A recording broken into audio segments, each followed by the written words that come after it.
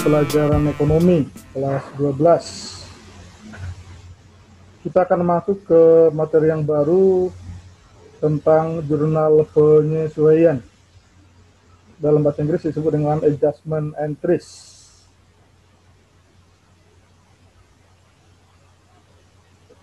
Jurnal penyesuaian itu adalah merupakan jurnal yang dibuat untuk menyesuaikan saldo akun yang belum menunjukkan saldo yang sebenarnya agar menunjukkan saldo sebenarnya sampai dengan akhir periode akuntansinya.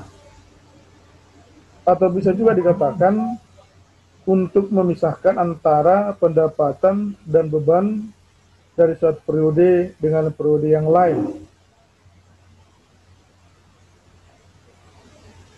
Proses penyesuaian merupakan proses memutakhirkan data keuangan setiap akhir tahun sebelum disusun laporan keuangan.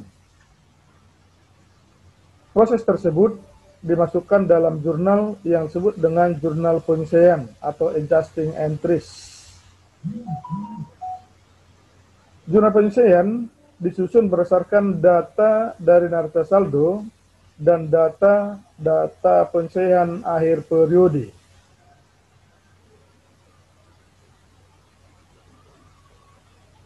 Nah, unsur-unsur pokok jurnal penyesuaian atau hal-hal yang memerlukan penyesuaian itu, yang pertama adalah penggunaan perlengkapan. Yang kedua, penyusutan aset tetap atau aktiva tetap. Yang ketiga, unsur-unsur yang masih harus dilakukan atau accrual yang terdiri atas pendapatan yang masih harus diterima atau accrued revenues. Yang kedua, beban yang masih harus dibayar atau accrued expense. Unsur keempat adalah pembayaran di muka atau prepayment yang terdiri atas beban dibayar di muka atau prepaid expense dan pendapatan diterima di muka atau unearned revenues. Nah, kita lihat yang pertama yaitu adalah perlengkapan atau supplies. Perlengkapan merupakan berbagai unsur yang dibeli oleh perusahaan guna mendukung operasi perusahaan. Perlengkapan yang telah diperoleh akan digunakan sehingga perlengkapan yang telah terpakai akan menjadi beban atau expense. Maka dia pada akhir tahun akan dibuat dengan jurnal penyesuaian, beban perlengkapan di debit, perlengkapan di kredit, sebesar yang terpakai. Contohnya, ini pada neraca saldo per 31 Desember 2019 terdapat perlengkapan salon sebesar Rp1.200.000. Data penyesuaian menunjukkan perlengkapan salon tersisa Rp500.000. Nah, maka penyesuaiannya adalah perlengkapan salon pada neraca saldo yang Rp1.200.000 kurangi dengan perlengkapan yang tersisa yang Rp500.000 tadi, yang ini, maka akan diperoleh perlengkapan salon terpakai. Jadi Rp1.200.000 kurang Rp500 sama dengan Rp13.000, itulah yang terpakai.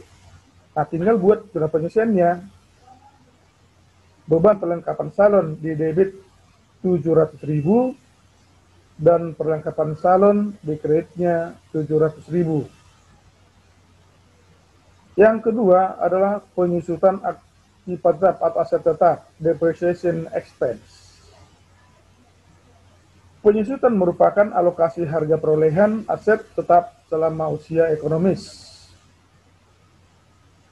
Penyesuaian dilakukan untuk mengakui besarnya cost yang expired atau yang sudah menjadi beban atau yang sudah lewat waktunya. Maka jurnal penyesuaiannya adalah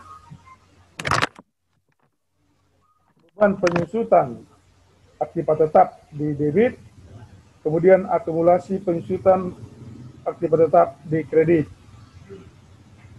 Contohnya, pada neraca saldo per 31 Desember 2019 terdapat gedung yang nilainya sebesar 12 juta. Data penyesuaian menunjukkan penyusutan gedung 10% dari harga perolehan. Maka hitung saja penyelesaiannya 10% dari 12 juta rupiah, berarti kan 1.200.000 lah dia per tahunnya. Maka penyelesaiannya langsung saja Beban pencucian gedung, karena dia tadi gedung, beban pencucian gedung 1.200.000 sebesar ini tadi, kemudian kreditkan akumulasi pencucian gedung di kredit 1.200.000, itulah untuk pencucian cepat tetap. Yang ketiga adalah pendapatan yang masih harus diterima atau accrued revenues. Accrued revenue merupakan berbagai pendapatan yang telah menjadi hak perusahaan pada periode akuntansi, tetapi belum dicatat dan belum diterima uangnya, sehingga menimbulkan piutang bagi perusahaan. Maka cara penyelesaiannya adalah piutang usaha di debit, kemudian pendapatan di kredit sebesar yang belum diterima. Contohnya, tanggal 1 Agustus 2019 disimpan uang di bank dalam bentuk deposito sebesar 100 juta dengan bunga 12% setahun. Maka penyelesaiannya adalah karena prinsip akuntansi mengatakan pendapatan dan beban harus dihitung sesuai dengan periodenya. Maka untuk tahun 2019 bunga harus dihitung mulai dari itu sampai dengan Desember. Walaupun belum diterima, itu selama 5 bulan. Maka dia 100 juta kali 5 kali 12 itu berarti kan sama dengan 5 juta karena dia besar 5%. Ya, besar 5%. Ini jadi 1 juta kali 5 kali 12 per 12 kali 100. Hasilnya adalah 5 juta. Maka jurnal penyelesaiannya piutang usaha atau piutang bunga 5 juta di debit, kemudian pendapatan bunga di kredit sebesar 5 juta.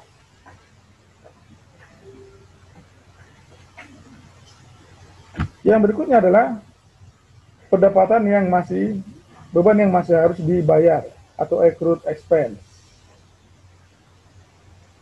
Accrued expense itu merupakan berbagai biaya yang telah menjadi biaya perusahaan, tetapi sampai dengan akhir periode akuntansi belum dikeluarkan atau belum dibayarkan, sehingga akan menimbulkan utang perusahaan. Maka jurnal penyelesaiannya dibuat beban. Misalkan dia beban sewa, maka tinggal aja beban sewa di debit, kemudian utang sewa di kredit. Contohnya, data mention pada 31 Desember 2015, listrik, air, dan telepon belum dibayar untuk bulan Desember sebesar 1.500.000 karena biasanya listrik itu dibayar pada bulan berikutnya. Maka tinggal buat jurnal penyelesaiannya tanpa menghitung, langsung saja beban listrik, air, dan telepon di debit Rp1.500.000, kemudian utang listrik, air, dan telepon di kredit Rp1.500.000.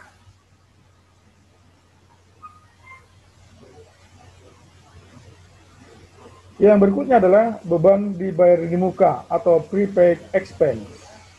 Nah, prepaid expense merupakan berbagai beban yang dikeluarkan terlebih dahulu kasnya, tetapi manfaat ekonomisnya baru akan dinikmati beberapa periode yang akan datang. Jadi ada pembayaran sekaligus. Contohnya, sewa dibayar di muka, asuransi dibayar di muka, iklan dibayar di muka. Ada dua pendekatan yang digunakan untuk membuat jurnal penyelesaiannya. Pertama, pada awal pembayaran dicatat sebagai aktiva atau aset. Yang kedua, pada awal pembayaran dicatat sebagai beban.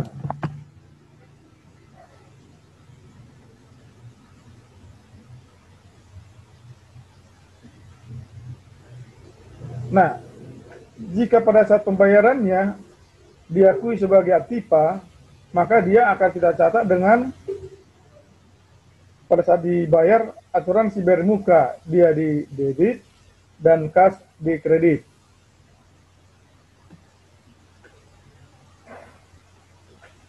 Maka untuk mengerjakannya kita akan cari waktu yang sudah menikmati manfaat ekonomisnya. Hal ini diakui sebagai biaya asuransi. Jadi berapa yang sudah? Maka kita akan catat dengan beban asuransi di debit dan asuransi dibayar muka di kredit sebesar yang telah benar-benar menjadi beban. Kalau awal pembayarannya dicatat sebagai beban, maka kita akan buat dengan beban di debit sebesar yang dibayarkan dan kas di kredit, karena kita catat sebagai beban. Maka kalau dia dicatat sebagai beban, untuk membuat jawabannya kita akan cari yang belum menerima manfaat ekonomisnya atau yang belum lewat. Berarti yang belum lewat itu adalah setelah tutup buku. Nah, hal ini akan diakui sebagai sewa dibayar muka. Maka jurnal pengisiannya kita tinggal buat aja asuransi dibayar muka di debit dan beban asuransi di kredit sebesar yang belum menjadi biaya perusahaan. Nah, ini contohnya, kita buat contohnya. Pada tanggal 1 Oktober 2019 dibayar premi asuransi sebesar 12 juta untuk 1 tahun. Nah, kita lihat sebagai apa dia dicatat. Kalau pada saat dia dibayar dicatat sebagai beban atau expense, maka akan kita catat jurnalnya pada tanggal 1 Oktober itu beban asuransi di debit 12 juta dan kas di kredit sebesar 12 juta. Nah, karena dicatat sebagai beban, sementara masa manfaatnya belum habis. Dia baru habis sampai tanggal 30 September 2019. Berarti ada yang dibayar di muka itu bulan Januari sampai September 2020. Yaitu 9 bulan, itu 9 kali 12 juta per 12. Atau hasilnya sama dengan 9 juta. Dari mana sebenarnya ini 9 itu dihitung mulai dari Januari sampai dengan September 2020. Jadi ada 29 juta. Maju penyelesaiannya tinggal saja buat asuransi dibayar muka di debit 9 juta dan beban asuransi di kredit 9 juta. Nah, jika saat pembayaran dicatat sebagai aktiva atau sebagai aset, maka pada tanggal 1 Oktober 2019 akan kita catat dengan asuransi dibayar muka di debit sebesar 12 juta dan kas di kredit sebesar 12 juta. Nah, penyelesaiannya karena dicatat sebagai aset padahal yang ada yang sudah expired hanya 3 bulan, yaitu bulan Oktober, November, dan Desember. Maka 3 bulan tersebut kita hitung dengan 12 juta kali 3 bulan per 12 atau 3 per 12 kali 12 juta. Hasilnya adalah sebesar 3 juta. Itulah yang sudah lewat, ada yang sudah expired. Maka jawabannya beban asuransi di debit 3 juta dan asuransi dibayar muka di kredit 3 juta. Yang berikutnya adalah pendapatan diterima di muka atau unearned revenue. Unearned revenue merupakan berbagai pendapatan diterima terlebih dahulu kasnya, tetapi manfaat ekonomisnya baru akan dinikmati beberapa periode yang akan datang. Contoh adalah pendapatan sewa diterima di muka, pendapatan komisi diterima di muka. Sama dengan yang tadi, ada 2 pendekatan yang digunakan untuk membuat penyesuaian. Pertama, kalau pada awal penerimaan kas dicatat sebagai kewajiban atau liabilitas atau liabilities, dan yang kedua adalah pada penerimaan kas dicatat sebagai pendapatan. Nah, kita lihat. Kalau dia pada saat penerimaan itu diakui sebagai kewajiban atau utang atau liabilitas, maka akan kita catat dengan jurnalnya kas di debit, pendapatan sewa diterima di muka di kredit. Ya, ini setiap pendapatan diterima muka itu adalah merupakan utang. Nah, maka jurnal penyelesaiannya cari waktu yang sudah menikmati manfaat ekonomisnya. Ya, hal ini akan diakui sebagai pendapatan sewa. Maka jurnal penyelesaiannya tinggal kita buat dengan pendapatan sewa diterima di muka di debit dan pendapatan sewa di kredit sebesar yang telah menjadi hak perusahaan. Yang berikutnya adalah kalau dia dicatat pada saat penerimaan itu sebagai pendapatan atau revenue.